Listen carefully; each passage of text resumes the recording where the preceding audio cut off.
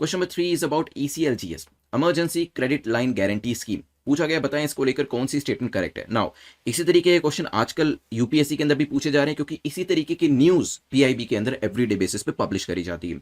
ECLGS के बारे में पहली स्टेटमेंट कहती है the loan provided under ECLGS have a 12 months moratorium on repayment of principal। तो 12 महीने का मोरेटोरियम इस पे लगाया गया है, प्रिंसिपल पे करने की जरूरत नहीं है। हो सकता है the scheme has been extended through ECLGS 2.0 for the 26 sectors identified by the Kamath committee and the health care sector. यहाँ पे जो स्कीम है उसको एक्सटेंड किया गया, basically ECLGS emergency credit line guarantee scheme 2.0 जो है वो 26 नए सेक्टर्स को आइडेंटिफाई करके वहां पर भी इसे एक्सटेंड किया गया है। पॉसिबल है। ECLGS is available to eligible MSME enterprises only. तो किस किस के पास अवेलेबल है? जो eligible micro small medium enterprises है उन तक ही ये जो पर्टिकुलर स्कीम है, ये जो आपका emergency credit line guarantee scheme है, इसको पहुंचाया जा रहा है।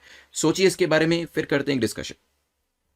चलिए, सबसे पहले तो लोन जो इसके अंदर दिया जाता है 12 महीने का मोरेटोरियम इसके ऊपर रखा गया, और आप जानते हैं क्यों, क्योंकि वैसे भी कोविड-19 के टाइम पे करना काफी मुश्किल हो गया था, और ECLGS 1.0 सक्सेसफुल रही। इसी वजह से ही कहते हैं ना कि कोई मूवी बनाई आपने, वो सक्सेसफुल रहती है तो उसका सीक्वल आता है, और अगर पहली मूवी पिट जाती है तो कोई सीक्वल नहीं आता है। यहाँ पे ECLGS 2.0 लाने का रीजन ये है क्योंकि फर्स्ट जो इसकी स्कीम आई थी, फर्स्ट वर्जन आया था, वो एक हिट रहा था, वो एक सक्सेसफुल रहा था। इसी वजह से 26 नए सेक्टर्स के अंदर इसे फर्दर एक्सटेंड कर दिया गया। तो पहली और दूसरी स्टेटमेंट आपकी करेक्ट हो जाती है।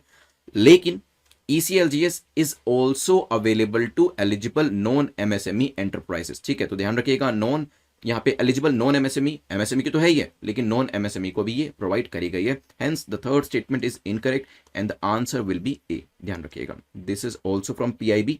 ECLGS emergency credit line guarantee scheme was introduced as an emergency measure to combat the unprecedented crisis जो कि कोविड-19 पेंडेमिक की वजह से हुए थे। और यहीं पे ही आपको याद होगा काफी सारे जो बैंक्स थे, जिन जिन लोगों को उन्होंने क्रेडिट कार्ड इशू करे थे, वहां पे मॉरेटोरियम लगाया गया था सरकार के द्वारा कि अगर वो पैसा नहीं भी दे पा रहे हैं तो आप उनको फोर्स नहीं करेंगे। चलिए,